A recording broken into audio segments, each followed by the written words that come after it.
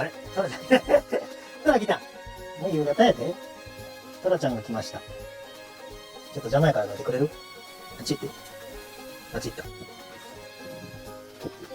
今な。よしよし。食べれないよ。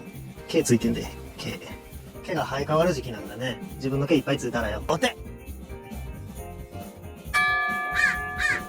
トラちゃん今日も聞いてます。この子なんか変な座り方する癖があって、前足の方はね、一段下がったところに置いてんのに、お尻だけ一段上げて座りたがるのよ。変でしょ。